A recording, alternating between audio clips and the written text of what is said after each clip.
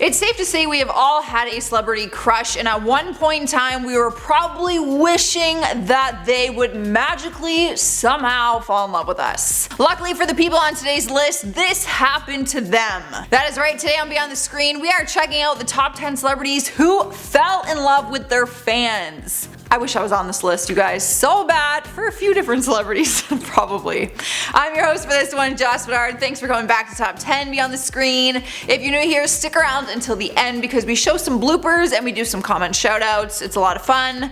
Also, come say hi on social media. All of our links are down below for you guys. But for now, let's check out our top 10 list.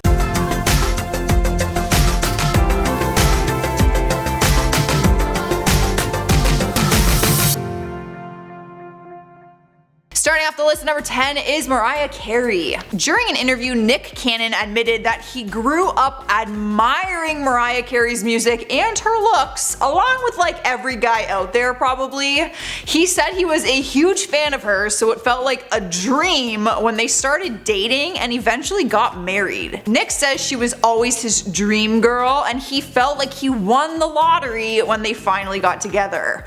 They got married in 2008 and after having twins, they sadly got separated in 2014 and officially divorced in 2016. They are still connected as devoted parents to their 9-year-olds, but Nick says that no one will ever compare with Mariah. In a recent interview in June, like a recent June 2020, he said, "I mean, it's Mariah Carey. How am I supposed to be? She's one of the most talented women to ever walk this planet. I can't hold a candle to that woman." Coming in next, number 9 is Harry Styles. There's probably a lot of girls out there who got excited to hear that he fell in love with one of his fans, thinking that they could be next. You might be. You never know. A girl named Tess Ward was first introduced to his boy band, One Direction, through a mutual friend. Of course, like most young girls at the time, she was a fan of their music. In 2017, paparazzi pictures captured him hanging out with a girl that no one really knew, and she was actually spotted wearing one of his t-shirts, which caused fans to go absolutely nuts. She started receiving a ton of nasty messages online from a bunch of other girls, and they ended up splitting up after just a few months. Tess spoke about it with the Times and said, "I'm not the kind of person who's interested in fame, and you're put in an environment which you don't understand and you can't control and you don't want it. It's horrible." Not long after their split though, I got some tea, Tess went back to her ex-boyfriend. So. Rolling to number 8 is Tom Cruise. Turns out that Katie Holmes was once telling her Dawson's Creek castmates how big of a crush she had on the actor, even admitting that she had a poster of him on her wall. So it's safe to say that she was a fangirl. Even if she had her own acting career, you can still be a fangirl. Back in 2004, she told 17 magazine she used to think she was going to marry Tom Cruise, and just 1 year after that interview, they started dating and her dreams finally came true. They started dating in 2005 and got engaged within weeks and introduced their little girl Suri into the world in 2006. They move fast. Sadly, his passion and involvement with Scientology put a wedge between them and they got divorced in 2012. But I think it's still a really cool love story. Like imagine having a poster of Tom Cruise on your wall and then you marry him. Oh, that's crazy. Up next, number 7 is Camila Mendes. This one is kind of an exception because Camila said they knew each other before he was a fan of her. So it's a little like twisty, not sure if it counts. She dated a guy outside of Hollywood named Victor Houston who went to a neighboring high school as her in Florida back in the day. But when her career took off, he couldn't deny that he was a fan of her talent and work, obviously. He went off to college when they graduated and landed a career in the finance industry. It wasn't until the two of them met up in New York City years down the road when they reconnected and started a relationship. They dated for a little while, but then Camila called it quits unexpectedly, saying that she just wasn't ready to be in a relationship. Despite her being the one to end the relationship, Riverdale fans still went after him like it was his fault. Moving on to number 6, we have Jake T. Austin. This one is a crazy story that will pretty much convince you that you could date your celebrity crush too. You might know him as Selena Gomez's younger brother on the show Wizards of Waverly Place. The young actor started dating a super fan or as some people would call it, like a stalker. Like she was obsessed. Her name is Danielle Caesar, and she openly admitted that she stalked him on Twitter for 6 years before getting his attention. She started her obsession back in 2009 with tweets saying she wanted to meet him so bad, and oh my god, will Jake T. Austin marry me? You know, all that stuff. She ended up meeting him at a 2011 autograph signing, and after posting the picture with him to Instagram, he followed her back on Twitter. Her dreams came true. The two of them got to talking and officially started dating back then, and they are still together to this day. Halfway through our list is Jessica Alba. She ended up falling in love with a man named Cash Warren, who was once just admiring her from the sidelines, working as a crew member on one of her movies. Back in 2004, he was hired to work as a production assistant on the movie she was filming, and like many people, he was a fan of her work, and probably her looks, because she is a babe. Because they were able to work on set together every day, they got to talking and began dating. Fast forward to 4 years later, the two of them got married in Beverly Hills in May of 2008. The happy couple now have 3 children together, and their marriage is going strong. Or so that is what we know anyways. You can actually get more behind the scenes look on their life on TikTok if you have it, because Jessica loves making videos with her kids, and it's honestly the cutest thing ever. In spot number 4 is Gwyneth Paltrow. Before she even met Chris Martin, he said he was making jokes to his friends about dating her. He was a big fan of hers and made the typical fan comments about, "One day I'm gonna marry them. I once thought I was gonna marry Nick Jonas, so like, I'm just trying to manifest that, you know, like all these people did somehow." But maybe his comments were actually a way of manifesting the future. Because one day, Gwyneth attended a Coldplay show and his assistant asked her to come backstage, and then they were finally introduced. She was also a fan of his, obviously, for going to one of his shows, so they kinda had that mutual understanding and they hit it off. They started dating and eventually got married, and now they share 2 children together.